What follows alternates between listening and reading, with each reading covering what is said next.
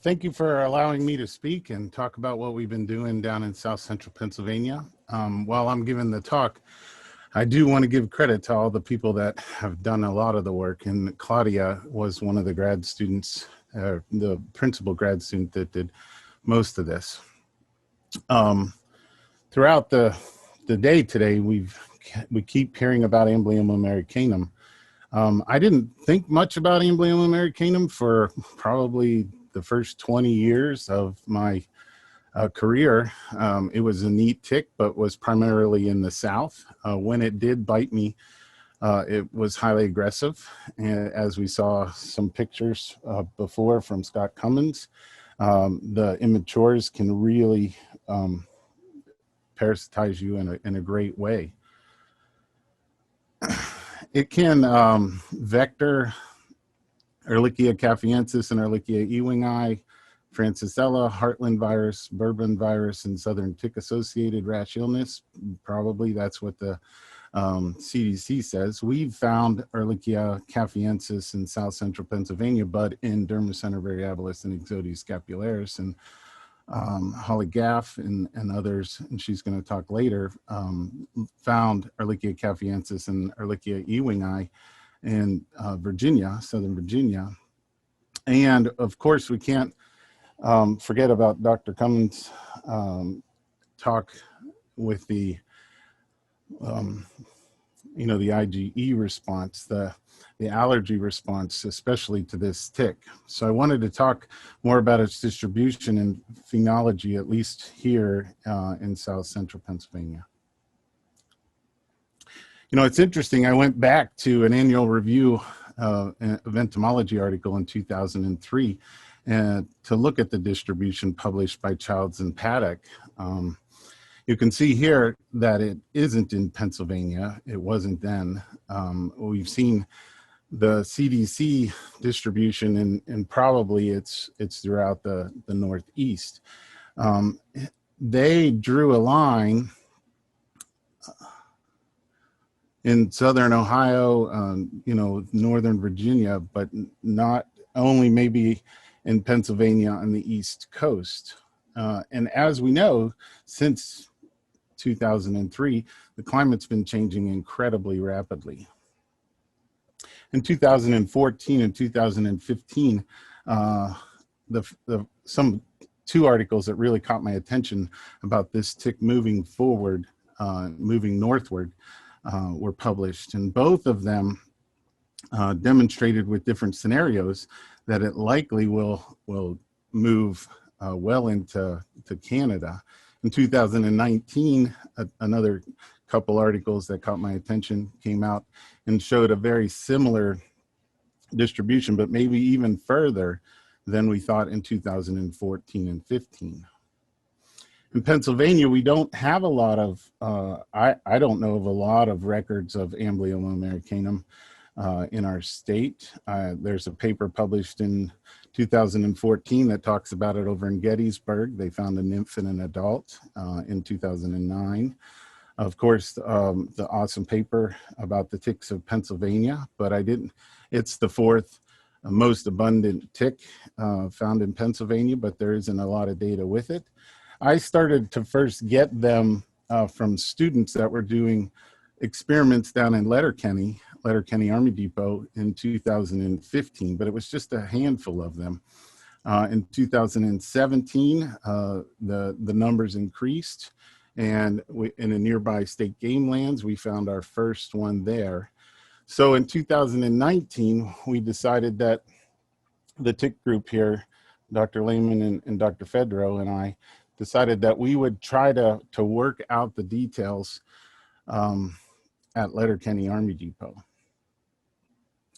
We weren't sure about the details, so we looked back in the literature, and in 2013, we can see that the life cycle probably complete in Missouri here, probably is completed within 2 years. It might go much faster, but generally nymphs or adults are probably the overwintering stage.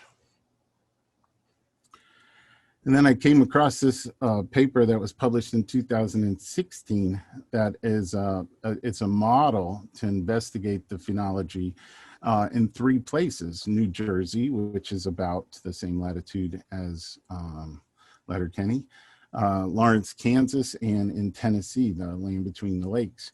I just pulled up the figure from their paper to show that as Pennsylvania moves here, we should see that discrete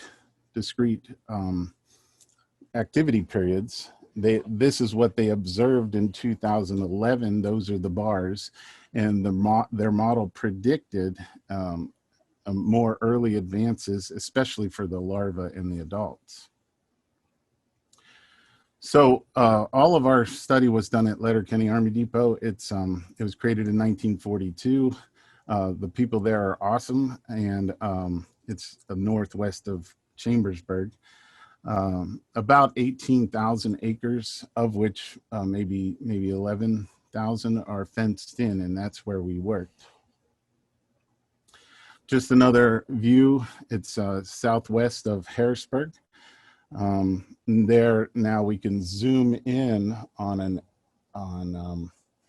what it looks like with the topography and with the vegetation. But normally we use their hunt map to help us. And what I really wanted to point out here is that this is an Army depot. So mostly what they do is store munitions and other Army things around the base. And so each of those little blue dots, I call them igloos, are underground bunkers where they move things to and from it, but there are roads everywhere. So there is no internal forest to speak of, because if you walk not too far in any direction, you'll come to a road. Okay, so what we did was we picked 20 sites and we established 100-meter transects along those sites, and we surveyed each of those 20 sites weekly from May 29th to October 18th, and then from March until May, so we could get a complete year of survey. We stopped the survey at the end because we weren't getting any more Amblyomma, and the numbers of Ixodes scapularis increased greatly. And while we were surveying about every 5 steps, 4 or 5 meters, we'd pick up the tick drag and pull off whatever ticks had attached to the drag, so that as we moved, we didn't inadvertently pull some off on the vegetation. So here are our study sites. You can see we tried to spread them around and pick a variety of habitat types. So we were hoping to be able to predict what habitats might be better suited for the different stages. Over the course of this study, we found 5,404 ticks from 4 different species. By far, the most abundant was Amblyomma americanum, and we set this experiment up to focus on what we thought might be its activity period. Within the Amblyomma americanum, the numbers of larvae were outstanding, and just like we know with Amblyomma, there are periods where hundreds would be obtained in a single 4 or 5 step movement, and then it would take forever to pick them off of the drag. So 88% of the ticks that we got that were Amblyomma americanum were larvae, 427 were nymphs, and 144 were adults. This graph just talks about the individuals. So those are individual numbers on the y-axis, and then the weeks of the year on the x-axis. But you can't tell much other than what the activity period for the larvae are, because of the great discrepancy between the numbers of the stages. But what you can tell here is that there are 2 periods of activity spiking around week 32 and maybe week 37 for the larvae. So what I did on the next slide is I tried to normalize them so that we can maybe see the peaks and valleys easier. So here are the larvae. Again, you can see weeks 32 and weeks 35 and 36. So there's two distinct peaks, even though we continue to sample in the middle there. And then for the nymphs, you can see that there's a distinct peak around week 18, a small one, and then a much larger peak at week 24. And then the adults peak similarly to the larva. So let's compare this back to what maybe the prediction was a teeny tiny bit here. I'm not sure about the peaks yet, but I'll talk about those in a second. Day 210, the larva in South Central Pennsylvania peaked almost spot on with the predictions from that paper in 2011. The nymphs, day 154, so pretty close to their prediction, not what they observed in 2011. And then day 140, we see that that's not too dissimilar from their predictions either. But there are some distinct peaks, and what I tried to do was to do a density thing on density abundance on the next slide, and then use a line of best fit to figure out if these were, you know, what they kind of look like. So May 9th, I think what that little August 9th with the larva, we have a very distinct peak. And so the majority or 2/3 of the larvae are questing there. And then a second cohort comes in at September 9th. Probably they're molting into nymphs before winter, and they're overwintering as nymphs. And then we can see two distinct peaks of nymphs in the spring. May 9th, we see a little one. Maybe those were the ones that were fed most early in August, and then they were ready to go more quickly the next year. And then, but most of them wait until at least June to start their nymphal questing, and then they feed and molt into adults, and probably feed that same summer, but may potentially overwinter again, and then emerge the following year around May 9th, looking for a potential host. At least that's my thought on trying to explain how the life cycle here is working in at Letterkenny Army Depot. So if you're working on surveillance, I think you want to begin actively looking for larvae in August, and then they spike in September, and then it's probably over near the end of September. For nymphs, you could start in May, but mostly June and July, and that's going to be very similar for adults. So mostly June and July are when we're going to see, or at least we saw in at Letterkenny Army Depot in South Central Pennsylvania, their activity period.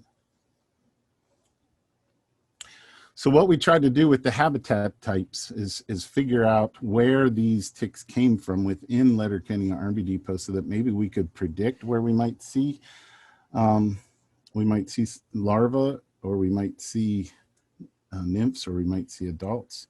And so we ranked them based on proportions, and the darker the spot, the more dense the larval, or the bigger proportion of larvae we found at that site. And you can see here in zone F and E, there seems to be some good habitat. A lot of that is grasslands, so they actually maintain it with fire there. And then there's a little pocket up in D that's kind of mixed. It's not all grasslands, but those for larvae, those are the grasslands I think are probably good. So focus on the dots, and I'll switch to the nymphs. You can see here that they move around a little bit, and so oak forest becomes its oak and beech and hickory are the three dominant trees. They become more abundant, and the understory actually isn't very abundant either. So they're mature trees and mature forests, especially for the one site. Yeah, so these are nymphs, and so what I think is happening is that there is differential survival. So while the deer in the fall potentially or appear to like the grasslands, the replete females fall off, lay all those eggs that we saw before, and they hatch into thousands of larvae in that area.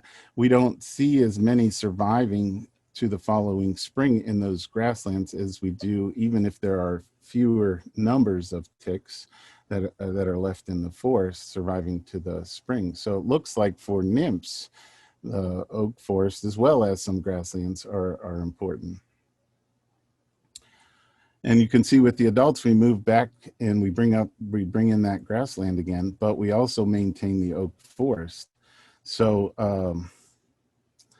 I think those two, it doesn't seem from our sample here over there in B and A, those were a lot more scrubby and not very well developed forests at all, with a lot of invasive species. Doesn't seem like they have a preference to be found in those spots, at least here at Letterkenny. They're primarily more in maintained grasslands, and then later stages are more abundant in more mature, primarily oak forests. So I wanted to come back to the paper right here at the end that from 2016 that predicted when things were. Nymphal activity was predicted to start earlier in spring and end later in the summer, but they didn't see that in 2011. And this predicted activity remains to be validated by field data. And the model also predicted a period of adult tick activity with peaks extending from early April until July. What we saw was very similar. The two things I think that were most important are that the adult activity period didn't start until May. So potentially between the time period of 2011 and 2019 wasn't enough to show this predicted change, and that nymphs are a little more broadly active over a longer period of time than they predicted. With that, I'll end. If there are any questions, I'll try those. So would you say that predation could be a driving factor to habitat preference for these ticks? I'm not sure. Predation of mice, predation of ticks. Predation could be a driving factor to habitat preference. I actually think no. I think that it has to do a lot with the mice, like we learned about before, the numbers of mice available. And this is just a one snapshot year, and incredibly important are the abiotic factors like water, the humidity preferences. Some of the areas that had the grasslands in it were flat, and so they remained wetter than some of the elevated places. And so humidity might be driving it more than, I think, more than predation. I did find the questions now. Have you looked at plant diversity within region and correlate to Amblyomma americanum abundance? Yes and no. Yes, we have samples that I'm not a botanist, and so we have those. We're not ready to go anywhere to publish this in the next weeks or so. So I have to figure out what all those plants are. But before the fall here, we did go out and walk the transects and try to work with work with the plant diversity. And so our hope is that when we get this manuscript together, hopefully by the end of the semester, we can get it out there and have a better predictor than I just gave you. But that's all I have right now. Hey, Tom, our turkey's an important host. I don't know. We didn't check any. We did actually catch some Paramiscus for a different project that we're doing down there, and we did find Amblyomma on them. But we didn't work with any turkeys. I would think that they are important hosts, and there are certainly abundant numbers of them. And maybe, even though I said that the deer would go there in the late summer, but maybe it's the turkeys actually that go there. Very good question. I thank you very much for letting me participate. Thank you, Jim. Next up, we have Holly Gaff, Old Dominion University, the range expansion of the Gulf Coast tick. Whenever you're